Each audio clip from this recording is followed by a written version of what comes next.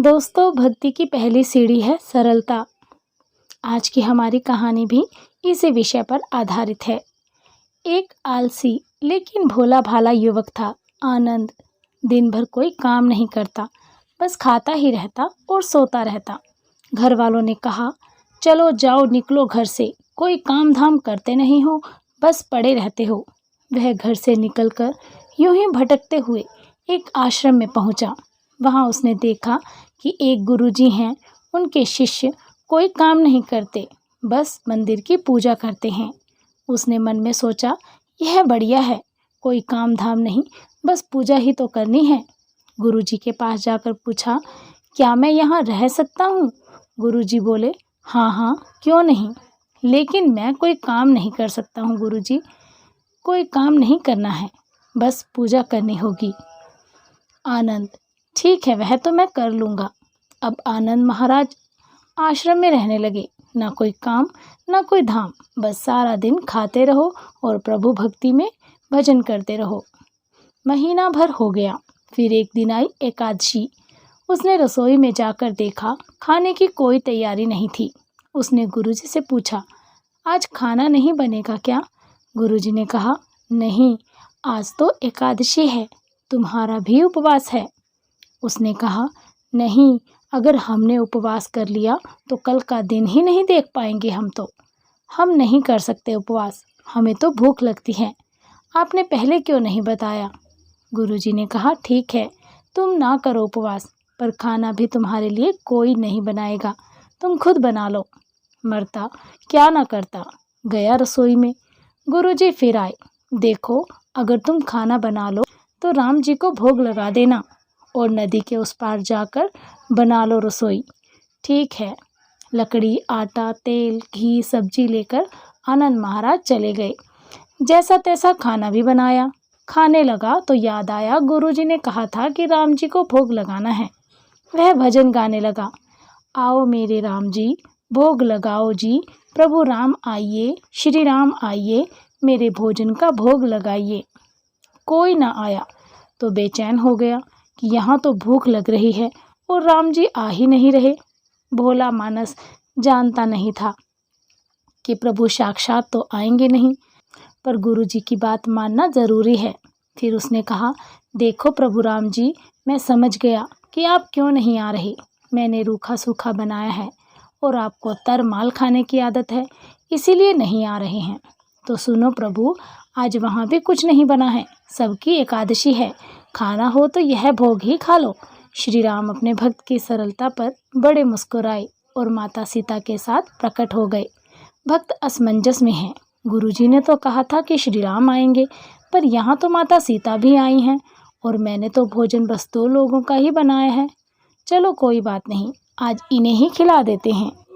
बोला, प्रभु मैं भूखा रह गया, लेकिन मुझे आप दोनों को देखकर बड़ा अच्छा लग रहा है।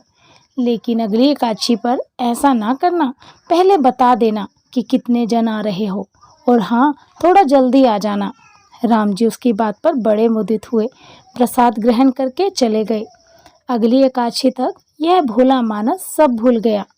उसे लगा प्रभु ऐसे ही आते होंगे और प्रसाद ग्रहण करते होंगे। फिर एकादशी आई।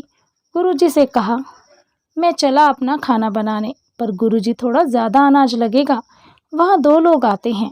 गुरुजी मुस्कुराए, भूख के मारे बावला है, ठीक है, ले जा और अनाज ले जा। अब की बार उसने 3 लोगों का खाना बनाया। फिर गुहार लगाई, प्रभु राम आइए, सीताराम आइए, मेरे भोजन का भोग लगाइए। प्रभु की महिमा भी निराली है। भक्त के साथ कौतुक करने में उन्हें भी बड़ा मज़ा आता है। इस बार वे अपने भाई लक्ष्मण, भरत, शत्रुघ्न और हनुमान जी को लेकर आ गए। भक्त को चक्कर आ गए। यह क्या हुआ, एक का भोजन बनाया तो 2 आए, आज 2 का खाना ज़्यादा बनाया तो पूरा खानदान आ गया। लगता है आज भी भूखा ही रहना पड़ेगा। सबको भोजन लगाया और बैठे बैठे देखता रहा। अनजाने ही उसकी भी एकादशी हो गई। फिर अगली एकादशी आने से पहले गुरुजी से कहा, गुरुजी, ये आपके प्रभु राम जी अकेले क्यों नहीं आते? हर बार कितने सारे लोग ले आते हैं, इस बार अनाज ज़्यादा देना। गुरुजी को लगा कहीं यह अनाज बेचता तो नहीं है, देखना पड़ेगा जाकर। भंडार में कहा, इसे जितना अनाज चाहिए दे दो और छुप कर इसे देखने चल पड़े। इस बार आनंद ने सोचा, खाना पहले नहीं बनाऊंगा, पता नहीं कितने लोग आ जाएं, पहले बुला लेता हूँ, फिर बनाता हूँ। फिर टेर लगाई, प्रभु राम आइए, श्री राम आइए, मेरे भोजन का भोग लगाइए। सारा राम दरबार मौजूद। इस बार तो हनुमान जी भी साथ आए, लेकिन यह क्या, प्रसाद तो तैयार ही नहीं है। भक्त ठहरा भोला भाला, बोला, प्रभु इस बार मैंने खाना नहीं बनाया। प्रभु ने पूछा, क्यों?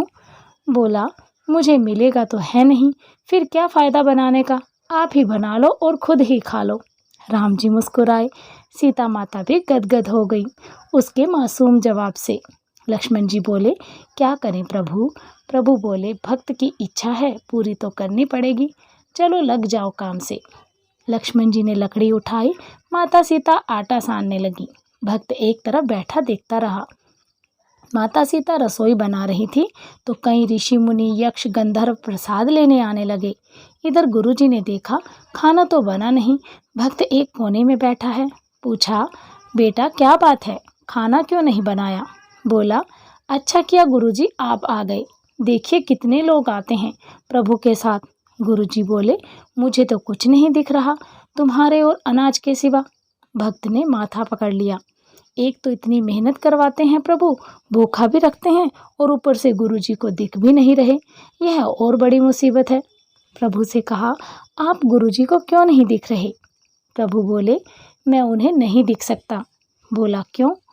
वे तो बड़े पंडित हैं, ज्ञानी हैं, विद्वान हैं, उन्हें तो बहुत कुछ आता है, उनको क्यों नहीं दिखते आप? प्रभु बोले, माना कि उनको सब आता है, पर वे सरल नहीं हैं तुम्हारी तरह, इसीलिए उनको नहीं दिख सकता। आनंद ने गुरुजी से कहा, गुरुजी प्रभु कह रहे हैं आप सरल नहीं हैं, इसीलिए आपको नहीं दिखेंगे।